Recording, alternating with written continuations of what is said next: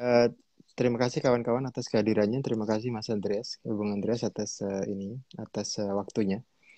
Eh, kita langsung saja. Temanya adalah diskriminasi di Indonesia. Nah, Indonesia itu punya 3 era diskriminasi, yaitu diskriminasi di zaman Belanda, diskriminasi di zaman Orde Baru, dan diskriminasi di zaman Reformasi.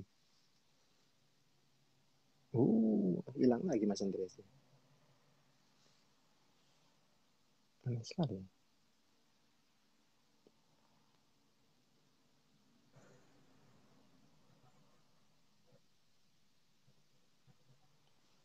Halo Bung Andreas. Ya, saya dengar. Oke, jadi Indonesia itu punya 3 sejarah diskriminasi, yaitu diskriminasi di era Belanda, diskriminasi di era Orde Baru, dan diskriminasi di era Reformasi. Nah, menurut Bung Andreas, di 3 era itu yang paling parah yang mana? Sejauh penelitian Mas Andreas. Eh, Mati lagi ya? Hmm, hmm, hmm. Wah, itu pertanyaan yang susah itu. Ya, Agak gimana susah Bung? dibandingkan karena tentu suasananya berbeda, terus konteks sosialnya berbeda. Kayak kemudian juga ada pemain-pemain baru gitu ya. Dulu apa ya? Ya katakanlah kayak individu LGBT gitu. Dulu praktis ya nggak pernah ada masalah, tapi sekarang ada masalah. Tetapi dulu ada diskriminasi terhadap orang Tionghoa zaman Belanda, kemudian zaman Orde Baru, sekarang masih ada tapi relatif jauh lebih berkurang. Jadi agak susah membandingkan satu sama lain. Belum lagi soal ruang buat apa yang disebut Islam politik ya. Itu di zaman Soekarno maupun Soeharto tentu ditindas. Gitu. Sekarang tentu lebih terbuka. Nah, jadi agak susah membandingkan mana yang lebih baik, mana yang lebih buruk. Karena pemainnya berubah-berubah. Pemainnya berbahaya. Oke, terus ketika di zaman Belanda itu kan ada 3 stratifikasi, pen- ada tiga strat, ada 3 stratifikasi penduduk kan ya. Jadi penduduk Belanda sendiri, terus kemudian penduduk pendatang yaitu Arab dan Cina, dan nah eh, dalam 3 stratifikasi itu kan hak-hak dan kewajibannya berbeda-beda. Apakah menurut Bung Andreas stratifikasi di zaman Belanda itu menjadikan presiden di diskriminasi di masa-masa selanjutnya? Oh iya, pasti itu. Kalau ya namanya sejarah ya, sejarah kita ini kan nggak tiba-tiba berubah gitu. Termasuk perangkat-perangkat hukum kayak KUHP yang kita pakai sekarang ini kan disahkan pada tahun 1918 oleh parlemen di Den Haag. Atau undang-undang agraria yang sekarang kita pakai itu dikeluarkan 150 tahun yang lalu. Karena negaranya juga, negara Indonesia ini kan kelanjutan dari negara Hindia Belanda. Jadi ya ada kelanjutan memang. Oke, terus kemudian ketika di zaman Orde Baru kan ini Soeharto sangat mendiskriminasi golongan Tionghoa atau golongan Cina ya. Yang menjadi sangat menarik adalah sebagai seorang oligark, Soeharto itu di belakang layar sangat bekerja sama dengan para konglomerat Cina, konglomerat Tionghoa, tapi di kebijakannya dia sering mendiskriminasi orang-orang Tionghoa dengan tidak boleh memakai nama Tionghoa, memakai tulisan Tionghoa, dan juga tidak boleh merayakan acara-acaranya. Itu menurut Bung Andreas kenapa Soeharto yang apa namanya, yang di belakang layar sangat bekerja sama, tapi di di kebijakannya sangat mendiskriminasi orang-orang Tionghoa? Saya kira ada buku yang menarik tentang Lim Xuliong, tentang Salim Group, ditulis oleh wartawan Wall Street Journal, namanya, aduh siapa sih namanya? Dua orang, suami istri. Baru saja terbit 2 atau 3 tahun lalu. Nah, di buku itu diterangkan kurang lebih begini. Presiden Soeharto itu ingin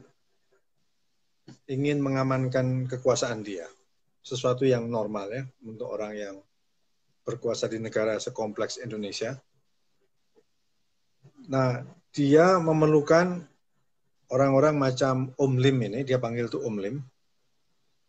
Bahasa Jawa itu bahasake anak-anaknya, jadi membahasakan anak-anaknya dengan panggil Om Lim. Karena sebagai minoritas Tionghoa tentu Om Lim tidak akan mempunyai kekuasaan politik. Ya punya, tapi beda dengan kalau yang berkuasa itu selain punya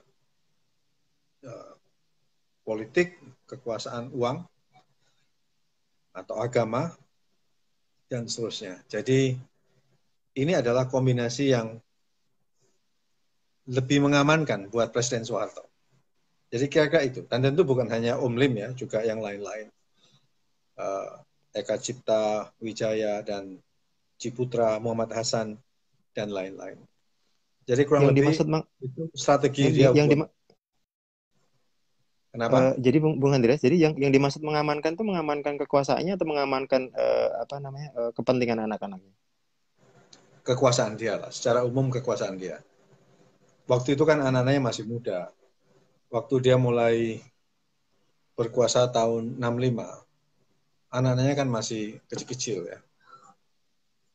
Sementara Om Lim itu sudah berkawan dengan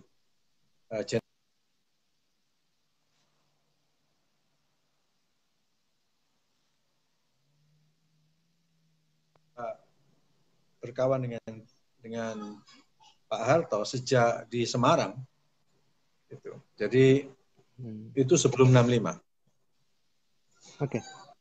Di buku itu dijelaskan nggak kenapa di belakang layar dia sangat bekerja sama dengan pengusaha Cina, tapi di kebijakan malah mendiskriminasi? Apakah misalnya Om Lim ini tidak protes terhadap Soeharto atas diskriminasi itu?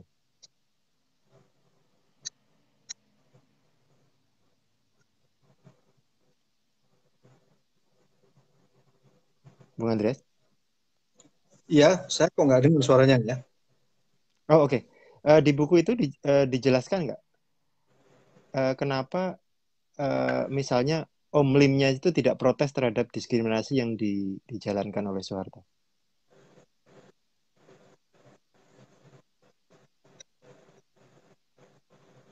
Oh, saya perlihatkan bukunya ya. Buku itu ya dia kan pengusaha dan dia bukan orang yang mau berpolitik begitu ya. Dia tahu bahwa persoalan ini jauh lebih besar daripada seorang Soeharto. Jadi ini bukunya.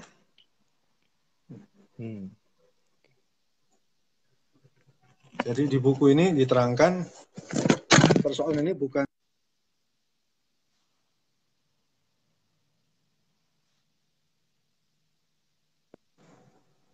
tetapi lebih besar lagi, ada rasialisme memang, rasialisme anti Tionghoa di Indonesia yang Om Lim juga mengerti, Pak Harto juga mengerti, yang dilakukan oleh Om Lim adalah membantu mengurus orang-orang Tionghoa buat mendapatkan kewarganegaraan Indonesia. Nah, kenapa? Karena pada tahun 60-an tuh ada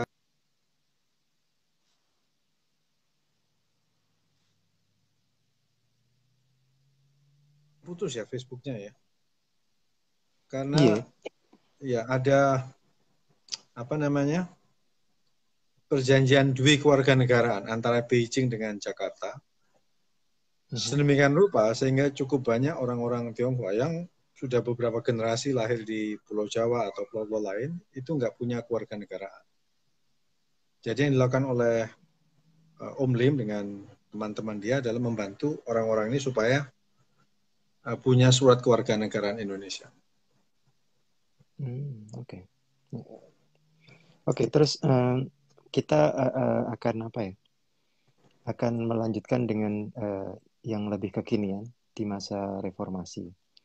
Jadi kalau Mas Andreas itu kan menulis bahwa setelah Soeharto tumbang itu Ya, kekuasaan dan politik ekonomi Indonesia mencari equilibriumnya.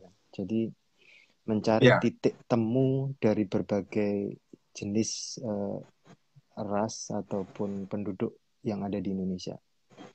Nah, ya, kemudian diskriminasi ini berubah. Kalau menurut Bung Andreas, ya. ak siapa aktornya di zaman reformasi? Uh, apa ya? Dari segi kita harus bedakan dulu antara diskriminasi dengan rasialisme atau sektarianisme atau misogini atau homofobia. Ya. Di masyarakat itu tumbuh sektarianisme, kebencian atas dasar agama. Kemudian juga ada misogini. Misogini itu kebencian atau ketidaksukaan pada perempuan yang sudah lama, sudah saya nggak tahu berapa lama, tetapi itu mendapat peningkatan setelah pasca Soeharto. Juga homofobia, ini anti terhadap individu lesbian, gay, trans maupun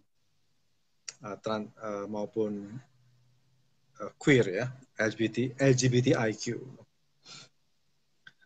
Ini terjadi karena tadi saya bilang ruang demokrasi meningkat, lantas muncul populisme di Indonesia karena yang dianggap mayoritas itu Islam Sunni, saya sebutkan Sunni, sehingga muncul populisme atas nama Islam Sunni. Nah, ini meningkatkan diskriminasi atas dasar agama terhadap 3 kategori agama. Satu, agama-agama non-Islam. Kategori kedua, non-Sunni. Kategori ketiga, agama-agama kecil ya, lokal. Yang kedua juga muncul meningkatnya misogini, ketidaksukaan pada perempuan, lewat berbagai macam peraturan-peraturan yang mendiskriminasi perempuan. Mulai dari jam malam, apa yang disebut tes keperawanan, lantas tidak boleh duduk bersama laki-laki yang bukan muhrim dia, kewajiban pakai jilbab, kalau nggak pakai jilbab nggak boleh masuk sekolah atau nggak boleh ngantor dan seterusnya.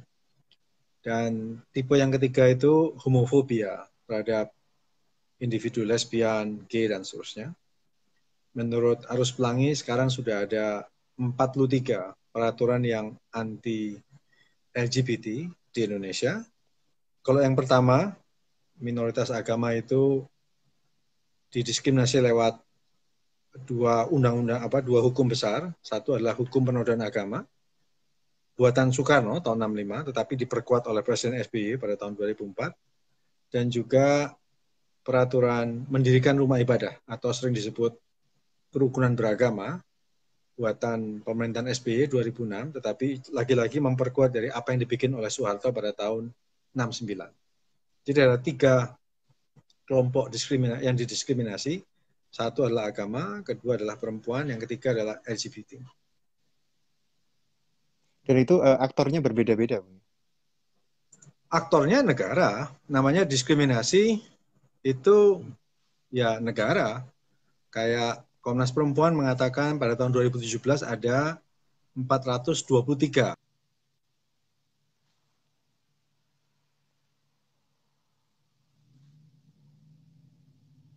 Ya, terus yang LGBT ada 43. Yang agama ini banyak ya, tapi yang induknya kan dua itu. Belas Pemilo 65 sama Religious Harmony 2006. Tapi kan kayak Belas Pemilo itu ada turunannya Anti Ahmadiyah, Lia Eden, Gavatar, Al-Qiyadah Al-Islamiyah, dan seterusnya, Syiah, ya. Kemudian yang kerukunan beragama juga begitu, banyak turunannya. Di Aceh dibikin lagi, di Bali dibikin lagi. Kerukunan beragama ini intinya adalah yang mayoritas punya hak veto terhadap minoritas. Oke, terus kalau kita bandingkan dengan sejarah awal pembentukan republik kan pernah ada pembicaraan hangat tentang Pancasila versus Piagam Jakarta kan, dan pendiri bangsa kita ini sebenarnya sudah sadar bahwa ini akan menjadi masalah yang eternal, perpetual problem.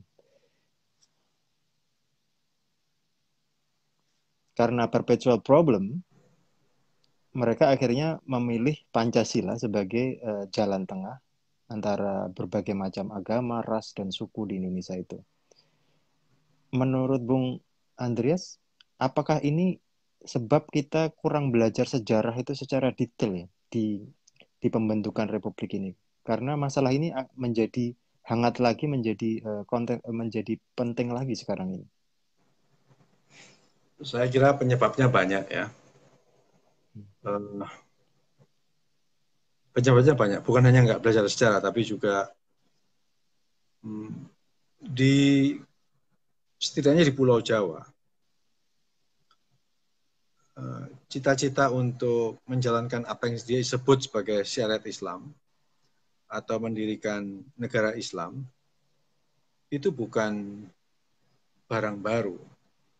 Kita ingat sebelum Belanda, negara Belanda ya, bukan VOC, sebelum negara Belanda itu berada di Pulau Jawa, sudah ada yang disebut Islamic State di Pulau Jawa. Jadi cita-cita untuk menjalankan apa yang disebut syariat Islam itu bukan barang baru.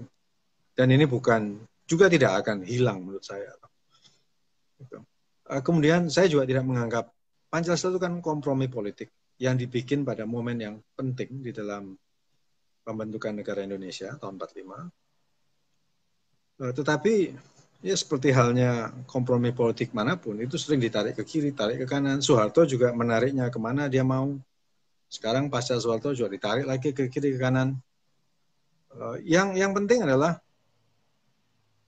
di dalam negara yang baik, yang mengklaim dirinya negara demokratis, tidak boleh ada diskriminasi atas nama negara.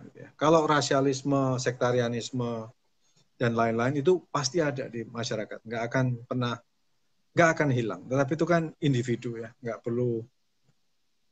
kita nggak mungkin bisa menghalangi orang yang mau tidak toleran, asal dia tidak melakukan kejahatan, nggak apa-apa.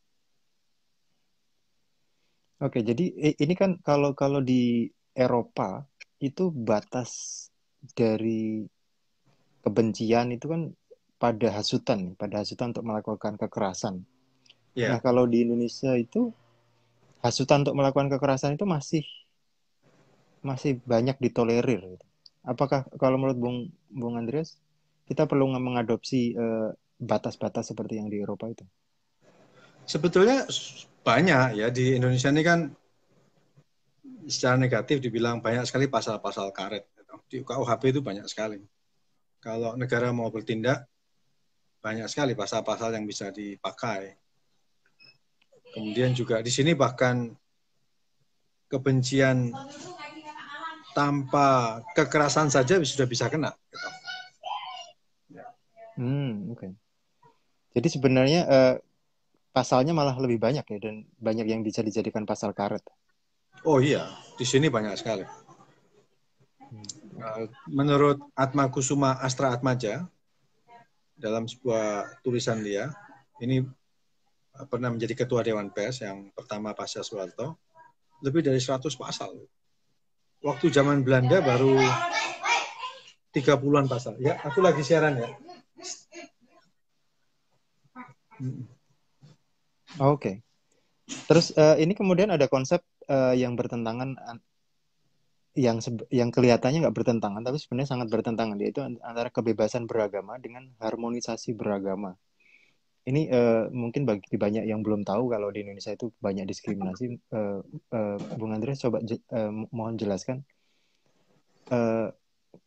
perbedaan keduanya ini apa? Karena orang di Indonesia saat ini masih merasa mereka ini masih sangat toleran, tapi sebenarnya sudah tidak gitu.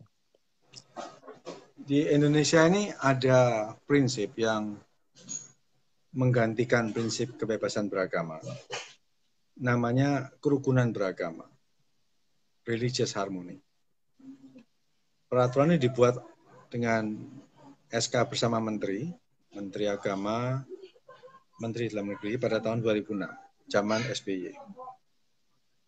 Di dalam peraturan ini dikatakan,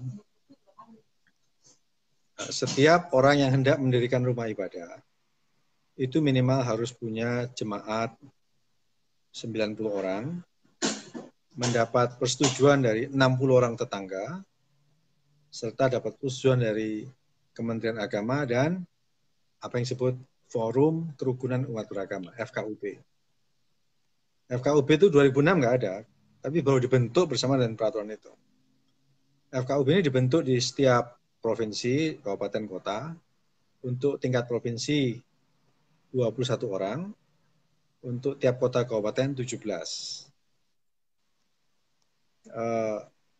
Jumlah 21 dan 31 ini harus proporsional dengan jumlah keagamaan di tempat tersebut. Kalau satu tempat 85% Muslim, berarti 85% dari 21 atau 17 orang itu harus Muslim. Sebaliknya di daerah timur, kalau 85% itu Kristen, ya 85% harus Kristen. Sisanya yang non-Kristen. Peraturan ini mengatakan bila mau bikin rumah ibadah atau belakangan juga renovasi rumah ibadah, itu harus persetujuan FKUB. Nah, dengan komposisi FKUB yang begitu, di mana ada mayoritas, ya tentu kalau voting kalah terus dong yang minoritas. Nah, itu yang kemudian menyebabkan terjadi diskriminasi terhadap minoritas agama di Indonesia. Tetapi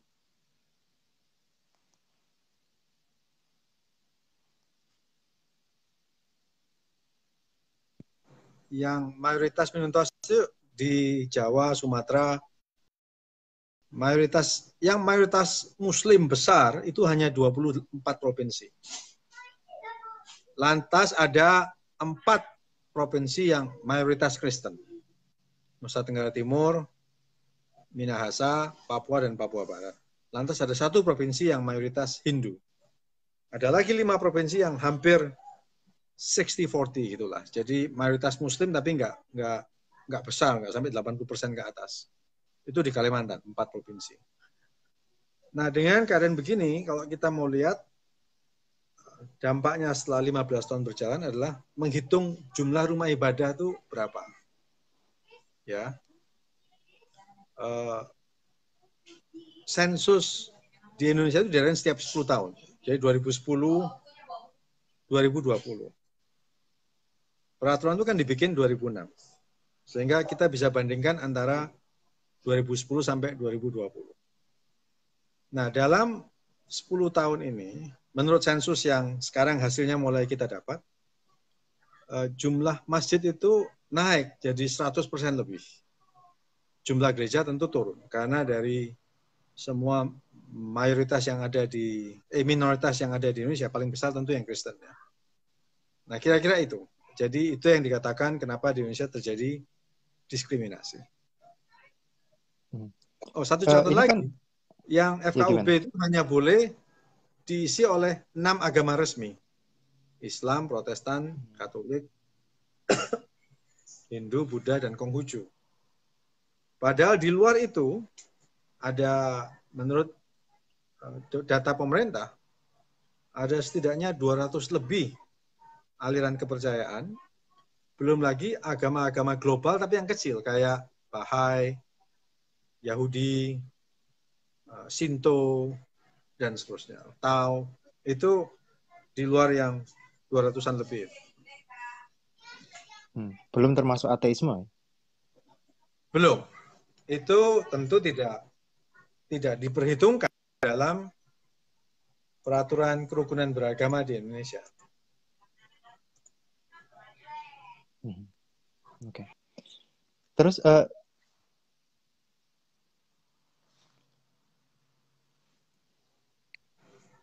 terus kemudian ini Bung Andreas, ketika apa namanya, mereka mendasarkan peraturan itu dari jumlah tempat ibadah kan. Padahal sebenarnya kalau saya lihat tempat ibadah terutama masjid gitu atau musola itu di Indonesia kan banyak banget dan tanpa tanpa izin sama sekali, dan mungkin juga sama sekali tidak terdeteksi di statistik. Eh, Menurut Bung Andreas, apakah data yang mereka mereka ungkapkan itu benar atau banyak sekali sebenarnya deviasinya? Wah, susah kita. Yang sensus terakhir ini, 2020, itu dilakukan dengan kamera dan drone. Jadi mereka mempunyai gambar dari setiap rumah ibadah yang dihitung. Ya, kalau tahun 2010 tidak pakai foto dan drone. Tetapi mekanisme perhitungan itu selalu diperdebatkan. Baik dari pihak yang Islam, yang Kristen, selalu diperdebatkan. Yang Kristen selalu bilang itu yang musola dihitung nggak? Yang Islam bilang yang kapel-kapel itu dihitung nggak? Yang rumah-rumah jadi tempat ibadah dihitung nggak? Jadi metodenya memang menurut saya tidak pernah bisa memuaskan semua pihak. Tapi itulah angka yang ada.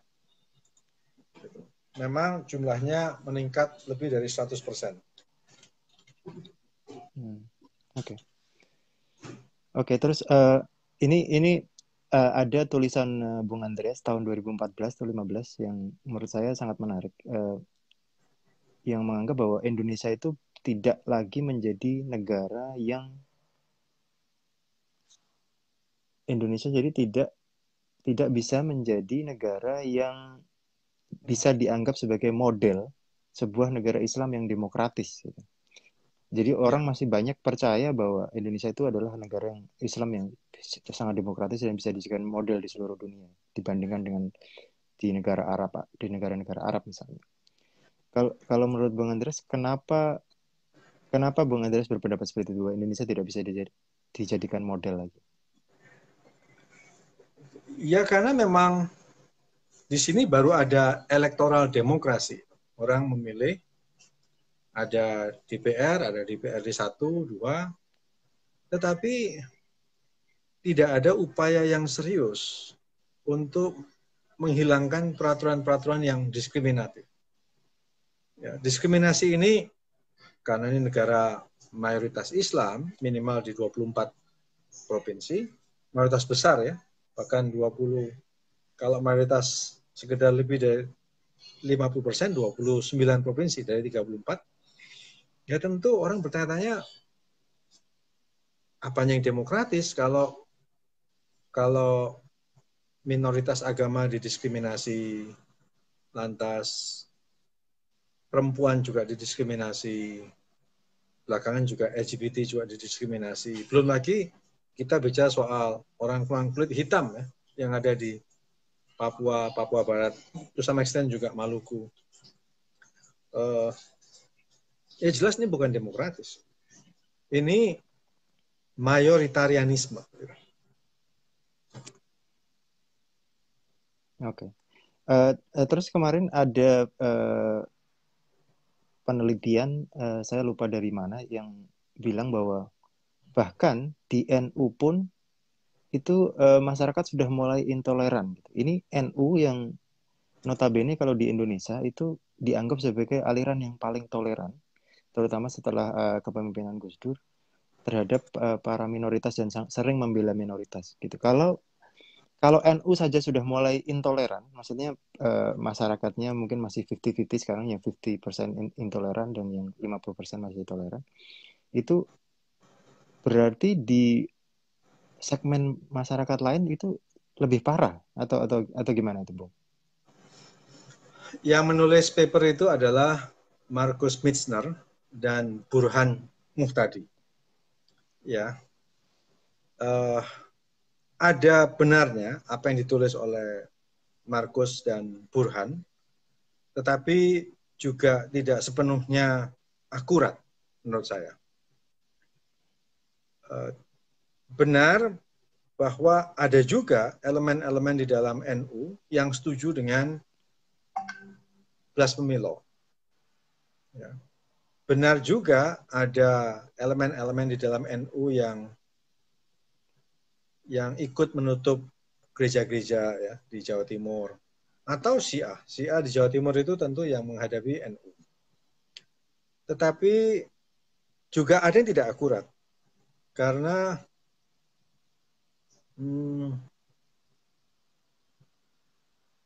NU ini punya tradisi yang apa ya, yang lebih terbuka terhadap inkulturasi yang terjadi di Pulau Jawa. Jadi ada selamatan, ada apa, nyekar ke kuburan. Itu adalah elemen-elemen yang buat sebagian tafsir di dalam Islam tidak bisa diterima. Tetapi itu sangat melekat di dalam tubuh Nahdlatul Ulama. Nah, berkat Gus Dur terjadi pengembangan wawasan dari cukup banyak elit NU, sehingga mereka lebih tidak gagap lah menghadapi naiknya populisme atas nama Islam yang terjadi di Indonesia. Itu yang terjadi. Bahkan ini terlepas saya setuju atau enggak ya, NU ini kemudian yang mendorong pemerintahan Joko Widodo untuk melarang Hizbut Tahrir pada tahun 2017. Nah, lebih karena perbedaan tafsir yang cukup keras antara orang-orang yang ada di kubu NU maupun rekan-rekannya. Jadi NU tidak sendirian. Total ada 14 organisasi Islam. Dan tentu kubu Hizbut Tahrir dengan rekan-rekan mereka di sisi yang satunya. Menurut saya, terlepas setuju nggak setuju, tapi itu menunjukkan perbedaan yang sangat keras di dalam tubuh negara Indonesia. Itu yang menurut saya Markus dan Burhan tidak melihatnya secara teliti. Tapi terlepas dari soal NU, Muhammadiyah, dan lain-lain, menurut saya yang lebih mendasar adalah, atau Hizbut Tahrir dan lain-lain, saya nggak setuju Hizbut Tahrir dilarang ya. Saya bahkan sempat diundang ke kantor mereka, Ansor, di mana ya mereka kurang lebih minta para aktivis HAM buat mendukung lah keputusan pemerintahan Jokowi. Rencana waktu itu, masih rencana. Buat saya, persoalan ideologi ini nggak akan pernah selesai. Antara ideologi pemikiran Islam yang kubu ini, kubu itu, nggak pernah selesai. Itu sejak, ya atau dalam Kristen, itu pertikaian itu terjadi terus-menerus. Nggak akan pernah selesai. Tetapi yang bisa kita selesaikan adalah menghilangkan diskriminasi. Itu ada di dalam Konstitusi Indonesia, dan itu juga menjadi janji dari negara Indonesia kepada PBB ketika meratifikasi ICCPR tahun 2005.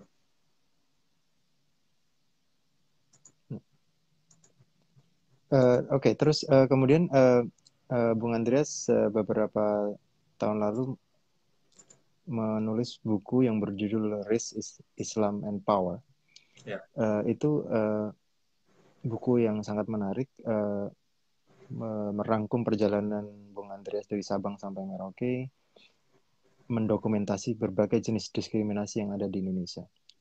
Kalau menurut Bung Andreas, dari perjalanan yang panjang dan melelahkan itu, kira-kira apa saja yang perlu dilakukan oleh masyarakat Indonesia dan juga pemerintah Indonesia agar menghilangkan diskriminasi-diskriminasi yang sudah terlalu mengakar?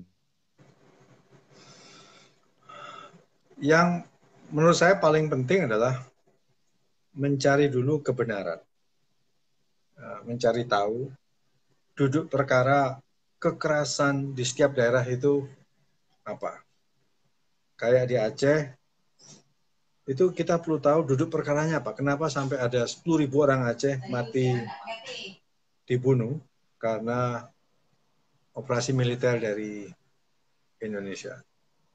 Atau di manakah makam setidaknya 6.600 orang Madura dibunuh di Kalimantan antara 97 sampai 2001. Atau yang lebih rumit lagi di Maluku, 10.000, di Halmahera, Ternate, Tidore, 15.000, atau Papua.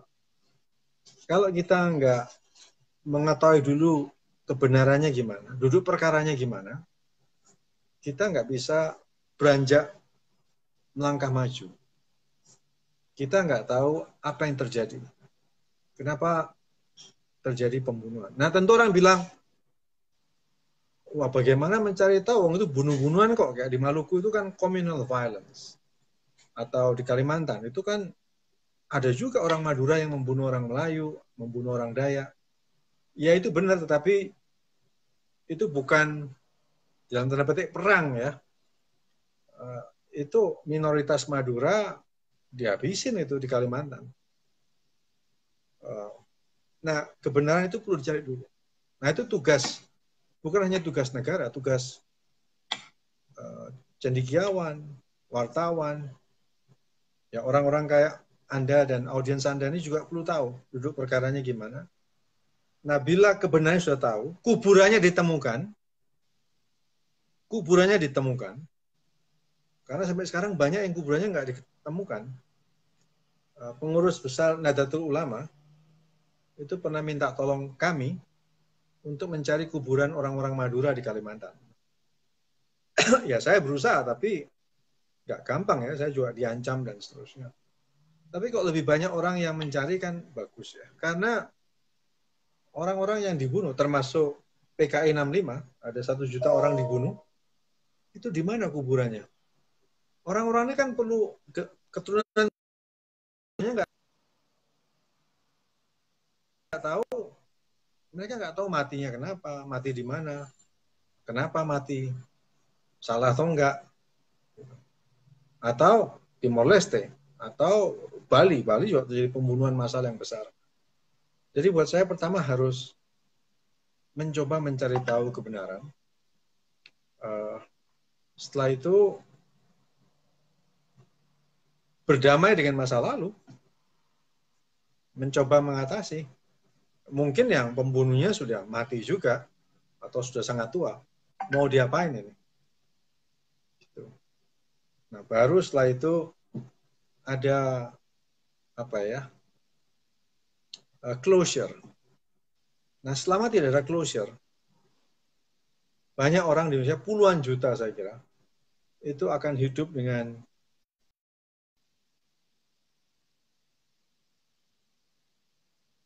negara.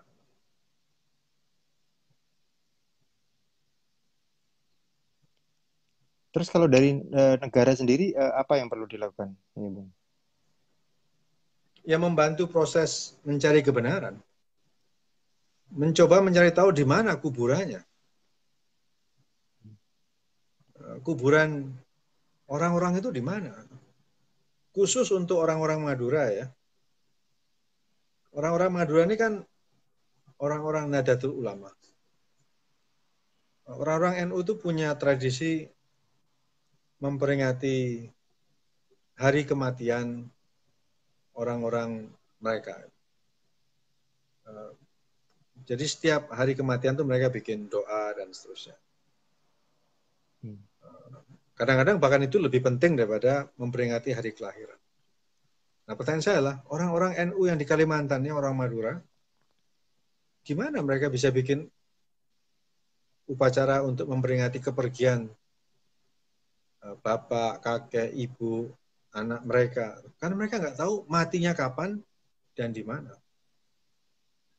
Nah, juga yang lain, orang-orang komunis di Pulau Jawa, jangan lupa, orang-orang Jawa di Aceh, yang kemudian 35.000 orang lari dari Aceh setelah tahun 98, nggak bisa pulang, nggak bisa lihat kuburan orang tuanya, tanahnya hilang, dan seterusnya.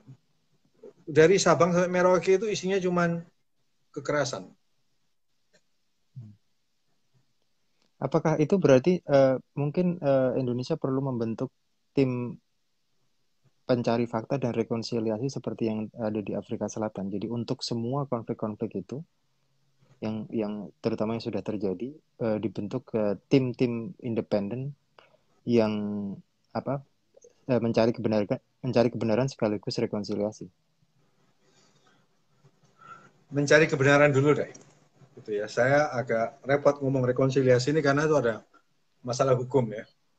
Tapi anyway, kan ada pepatah dalam bahasa Inggris, reconciliation based on what? Based on the truth. Jadi kebenarannya dicari dulu. Nah, caranya gimana? Tapi kalau kebenarannya misalnya sangat pelik, misalnya seperti di kasus Maluku misalnya atau di Poso, kita kan tahu bahwa menurut penelitian kasus-kasus di Maluku, Poso dan sebagainya itu banyak sekali aparat atau bahkan pemerintah sendiri yang turut bermain di dalamnya. Iya. Gimana itu Memang menjembatani apa namanya kebenaran yang pelik seperti itu? ya. Menurut saya memang tidak mudah. Karena itu tidak bisa hanya mengandalkan pada negara. Perlu kesadaran dari masyarakat untuk mencari kebenaran. Macam misalnya kayak di Sambas. Sambas itu daerah di mana paling banyak orang Madura dibunuh. Seharusnya masyarakat situ bisa mulai membantu lah orang-orang Madura untuk masuk dan mencari kuburan kerabat-kerabat mereka. Sampai sekarang kan belum boleh masuk orang Madura di situ. Atau di Sampit, itu ada tanda petik perjanjian bahwa orang Madura tidak boleh mendirikan organisasi sampai 25 tahun setelah pembantaian tahun 2001. Berarti kan 2001 ditambah 25, 26. Bahkan organisasi sosial buat kerukunan orang Madura aja nggak boleh. Jadi masyarakat juga perlu dididik bahwa itu nggak benar. Nggak Oke, gampang. terus Dan politisi kita nggak kan gampang ya, takut untuk menghadapi itu. benar. Oke, ini terus kemudian kita eh, ini membahas dalam dalam kerangka besarnya. Eh, Demokrasi ini kan sudah kita sepakati sebagai prinsip bernegara. Tapi Ya, kelemahan demokrasi adalah ketika tirani mayoritas itu terjadi. iya. Nah, menurut Bung Andreas, Indonesia ini kan sekarang menjadi semacam tirani mayoritas kan. Baik ketika mayoritasnya Islam ya, yang menjadi tiran adalah yang Islam gitu. Yang ketika tirani mayoritas Kristen yang akan menjadi tiran juga Kristen gitu. Karena saya ikut di grup pembebasan Papua misalnya, mereka juga punya nada-nada akan menjadi tiran juga gitu ketika misalnya mau merdeka. Nah, menurut Bung Andreas, dalam kerangka besar ini, kira-kira bagaimana mencegah terjadinya tirani mayoritas ini? Ya, rule of law, taat pada hukum. Ya, bikin hukum-hukum yang benar, yang tidak diskriminatif. Karena begitu hukum itu dibikin diskriminatif, hukum itu akhirnya bukan alat untuk menegakkan keadilan, tetapi alat untuk menegakkan yang intoleran itu. Kayak blasphemy law itu yang memakai kan hanya yang tidak toleran. Orang yang toleran tidak akan memakai blasphemy law. Jadi kalau mau belajar dari sejarah kekerasan manusia, baik itu di Eropa, Amerika, Afrika, ya sudah ada debat selama 2000 tahun.